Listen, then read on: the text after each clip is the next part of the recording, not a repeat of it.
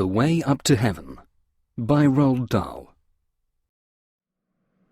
All her life, Mrs. Foster had had an almost pathological fear of missing a train, a plane, a boat, or even a theatre curtain. In other respects, she was not a particularly nervous woman, but the mere thought of being late on occasions like these would throw her into such a state of nerves that she would begin to twitch. It was nothing much, just a tiny vellicating muscle in the corner of the left eye, like a secret wink. But the annoying thing was that it refused to disappear until an hour or so after the train or plane or whatever it was had been safely caught. It was really extraordinary how, in certain people, a simple apprehension about a thing like catching a train can grow into a serious obsession. At least half an hour before it was time to leave the house for the station, Mrs. Foster would step out of the elevator all ready to go, with hat and coat and gloves, and then, being quite unable to sit down, she would flutter and fidget about from room to room, until her husband, who must have been well aware of her state, finally emerged from his privacy and suggested in a cool, dry voice that perhaps they'd better get going now, had they not. Mr. Foster may possibly have had a right to be irritated by this foolishness of his wife's, but he could have had no excuse for increasing her misery by keeping her waiting unnecessarily. Mind you, it is by no means certain that this is what he did, yet whenever they were to go somewhere, his timing was so accurate, just a minute or two late, you understand, and his manner so bland that it was hard to believe he wasn't purposely inflicting a nasty private little torture of his own on the unhappy lady. And one thing he must have known, that she would never dare to call out and tell him to hurry. He'd disciplined her too well for that.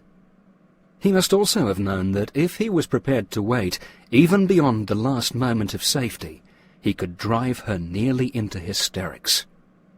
On one or two special occasions in the later years of their married life, it seemed almost as though he had wanted to miss the train, simply in order to intensify the poor woman's suffering.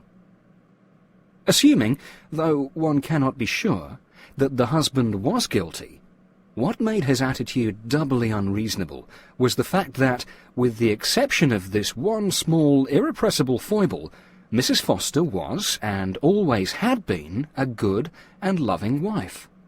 For over 30 years she had served him loyally and well. There was no doubt about this. Even she, a very modest woman, was aware of it, and although she had for years refused to let herself believe that Mr. Foster would ever consciously torment her, there had been times recently when she had caught herself beginning to wonder. Mr. Eugene Foster, who was nearly 70 years old, lived with his wife in a large 6-story house in New York City, on East 62nd Street, and they had 4 servants. It was a gloomy place, and few people came to visit them. But on this particular morning in January, the house had come alive, and there was a great deal of bustling about. One maid was distributing bundles of dust sheets to every room, while another was draping them over the furniture. The butler was bringing down suitcases and putting them in the hall. The cook kept popping up from the kitchen to have a word with the butler, and Mrs. Foster herself, in an old-fashioned fur coat and with a black hat on the top of her head, was flying from room to room and pretending to supervise these operations. Actually, she was thinking of nothing at all, except that she was going to miss her plane if her husband didn't come out of his study soon and get ready. "What time is it, Walker?" she said to the butler as she passed him. "It's 10 minutes past 9, madam." "And has the car come?" "Yes, madam, it's waiting. I'm just going to put the luggage in now." "It takes an hour to get to Idlewild," she said. "My plane leaves at 11. I have to be there half an hour beforehand for the formalities.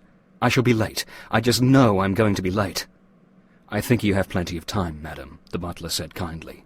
"I warned Mr. Foster that you must leave at 9:15. There's still another 5 minutes." "Yes, Walker, I know, but get the luggage in quickly, will you please?" She began walking up and down the hall, and whenever the butler came by, she asked him the time. This, she kept telling herself, was the one plane she must not miss. It had taken months to persuade her husband to allow her to go.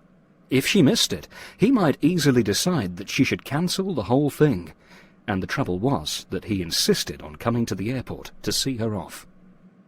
"Dear God," she said aloud, "I'm going to miss it. I know I'm going to miss it." The little muscle beside the left eye was twitching madly now. The eyes themselves were very close to tears. "What time is it, Walker?" "It's 18 minutes past, madam." "Now I really will miss it," she cried. "Oh, I wish he would come." This was an important journey for Mrs. Foster. She was going all alone to Paris to visit her daughter, her only child, who was married to a Frenchman.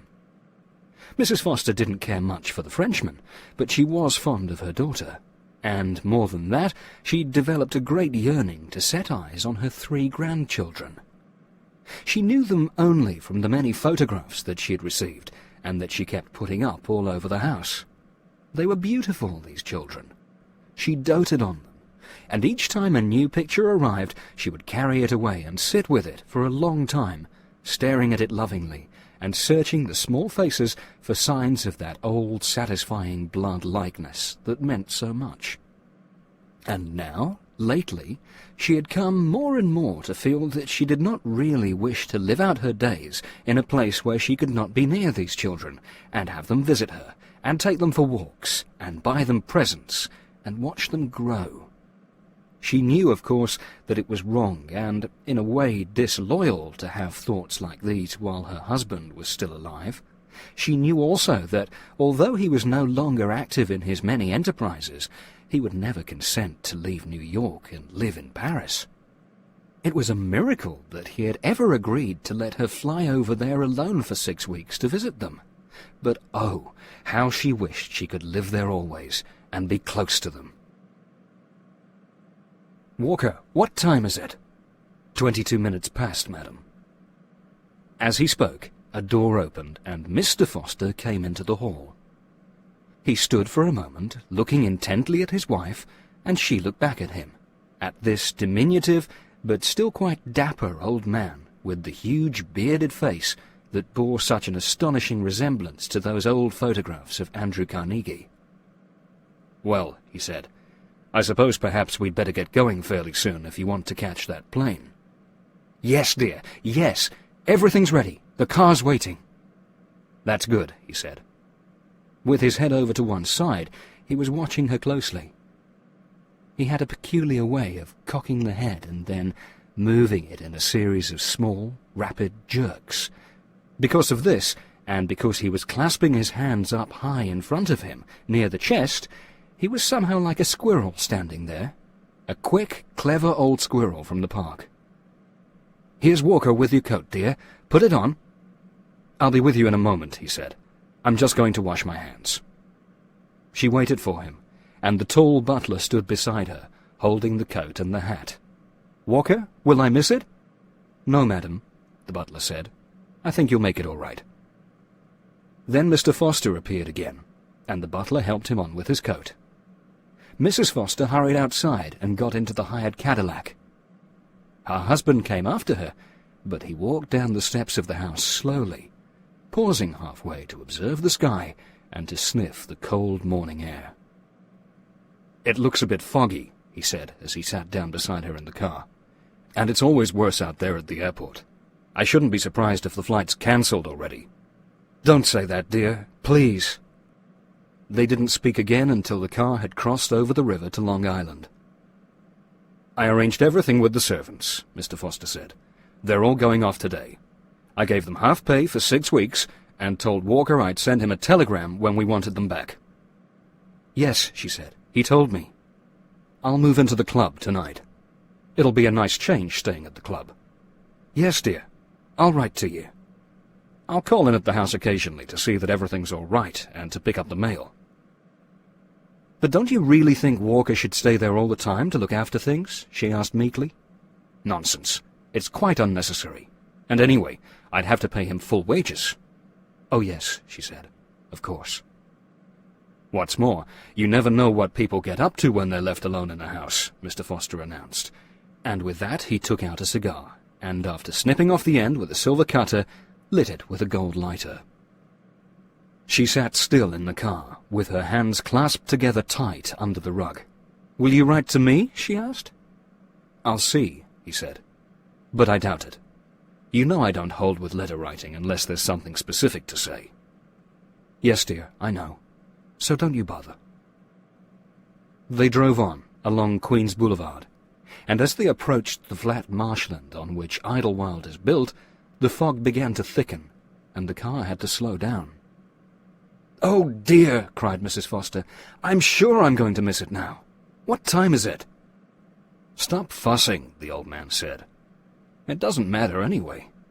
It's bound to be cancelled now. They never fly in this sort of weather.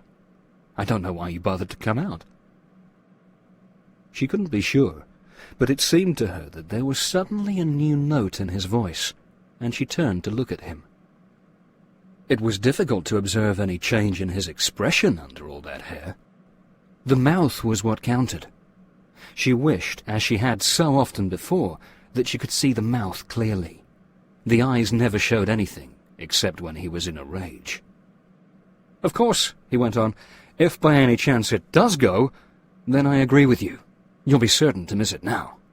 Why don't you resign yourself to that?" She turned away and peered through the window at the fog. It seemed to be getting thicker as they went along, and now she could only just make out the edge of the road and the margin of grassland beyond it. She knew that her husband was still looking at her. She glanced at him again, and this time she noticed with a kind of horror that he was staring intently at the little place in the corner of her left eye where she could feel the muscle twitching. "Won't you?" he said. "Won't I what?" "Be sure to miss it now if it goes. We can't drive fast in this muck." He didn't speak to her any more after that. The car crawled on and on. The driver had a yellow lamp directed onto the edge of the road, and this helped him to keep going. Other lights, some white and some yellow, kept coming out of the fog towards them, and there was an especially bright one that followed close behind them all the time. Suddenly the driver stopped the car. "There!" Mr. Foster cried. "We're stuck! I knew it!" "No, sir," the driver said, turning round. "We made it. This is the airport." Without a word, Mrs. Foster jumped out and hurried through the main entrance into the building.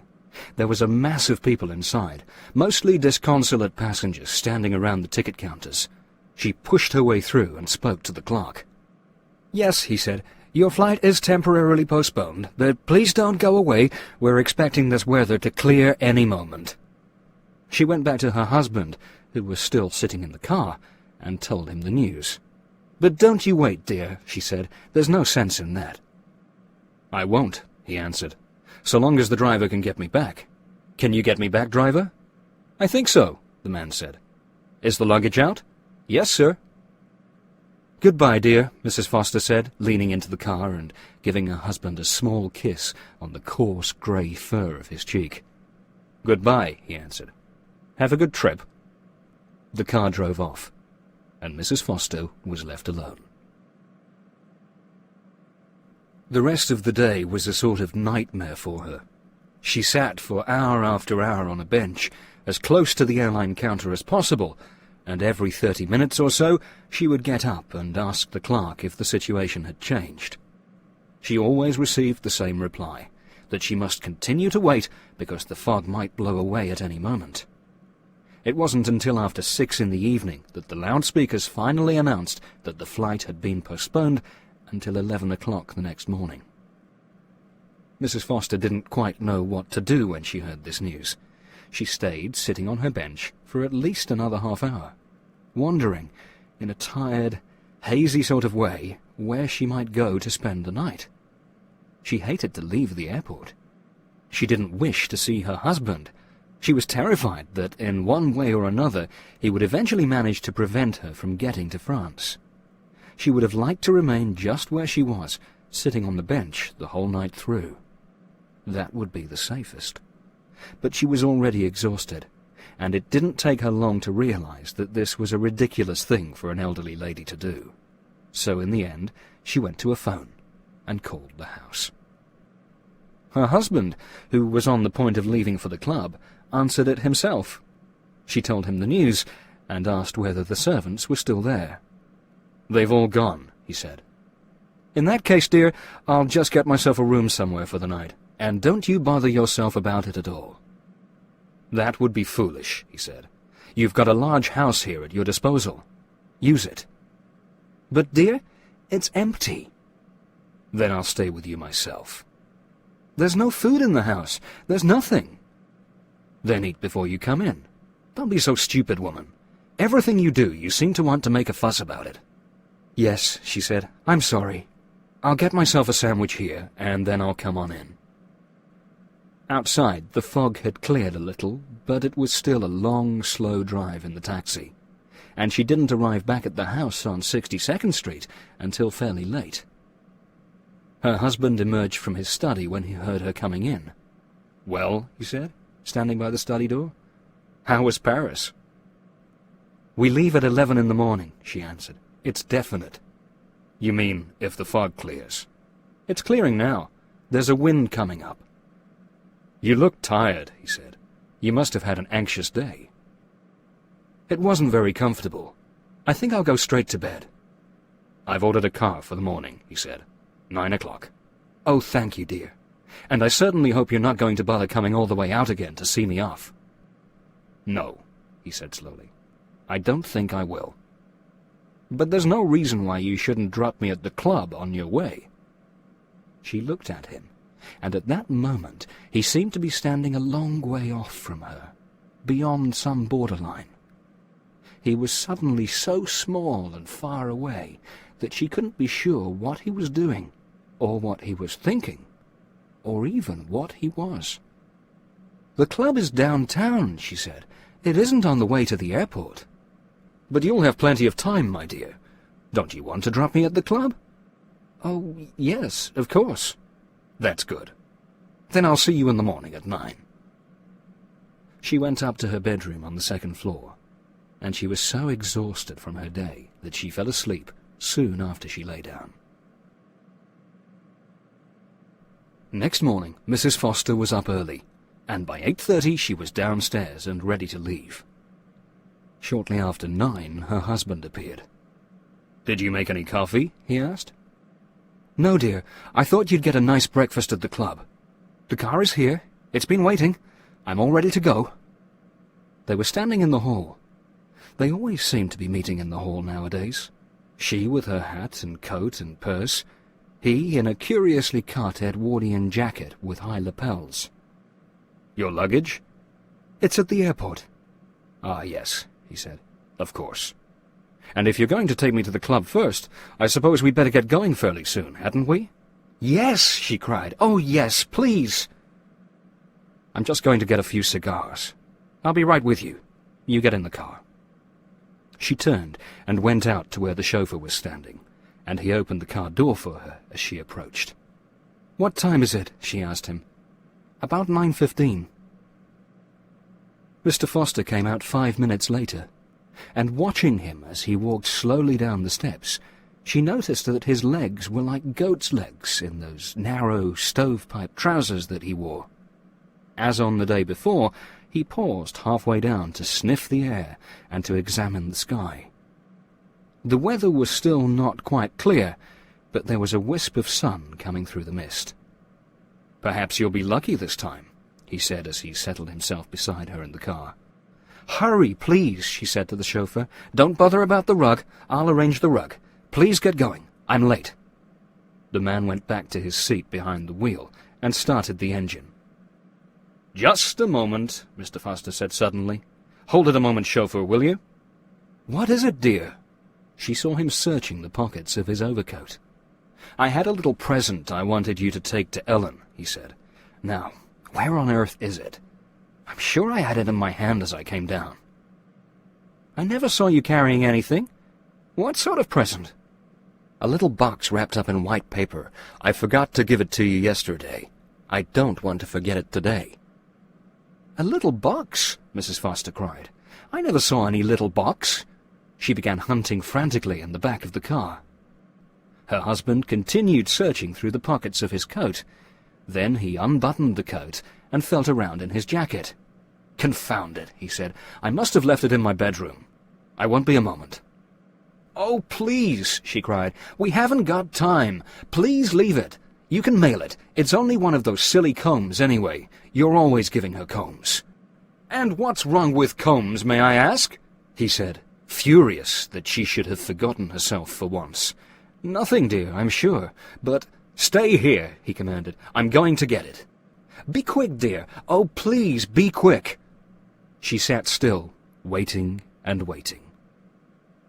"Chauffeur, what time is it?" The man had a wristwatch, which he consulted.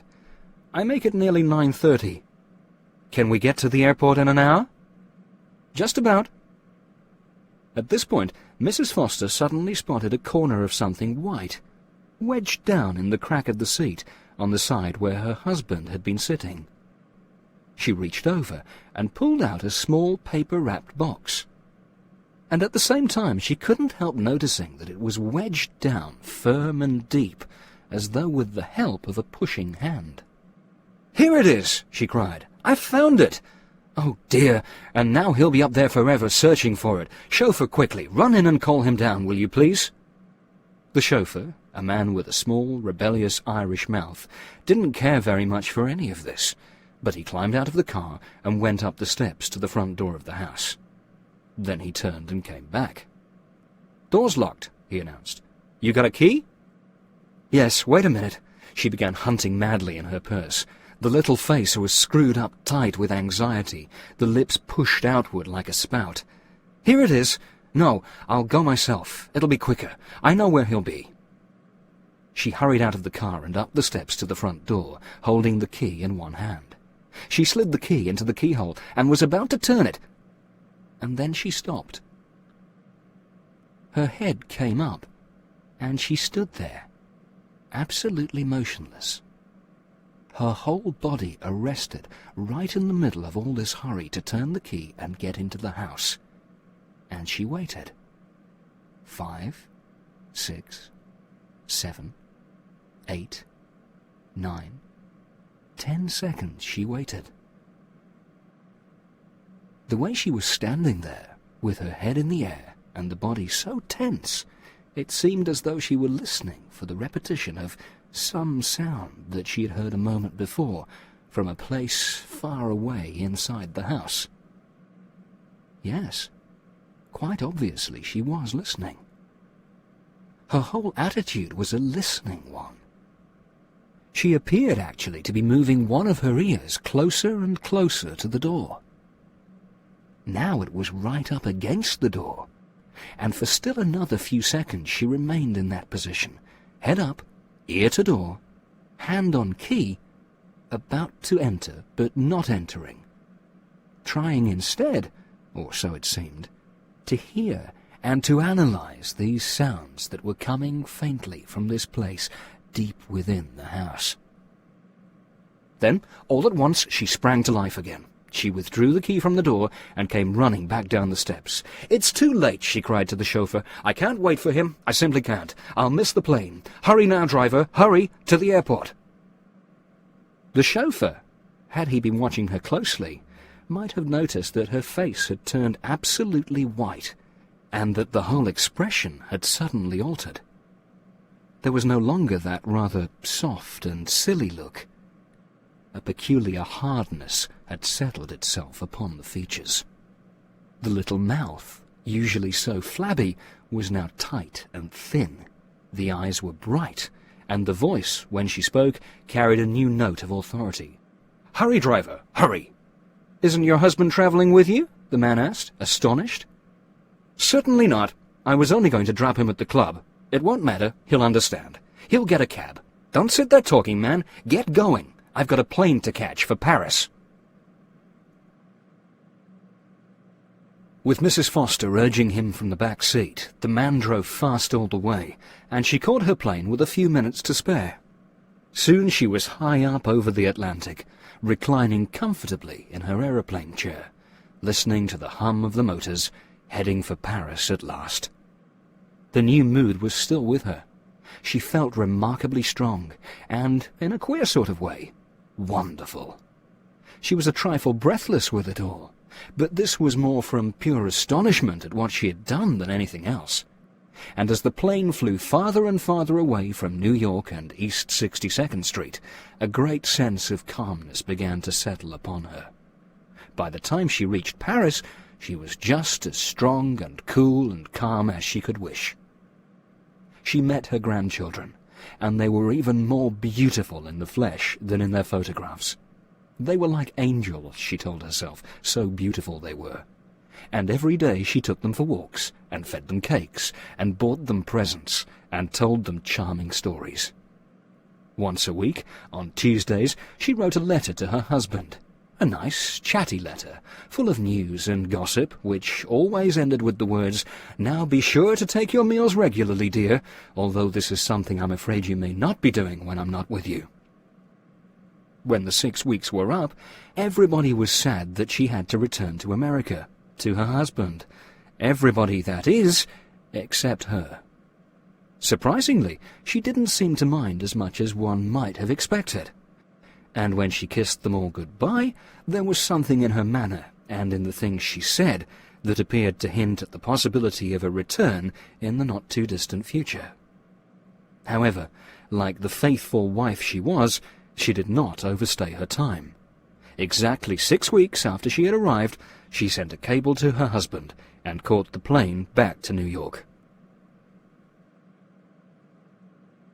Arriving at Idlewild, Mrs. Foster was interested to observe that there was no car to meet her.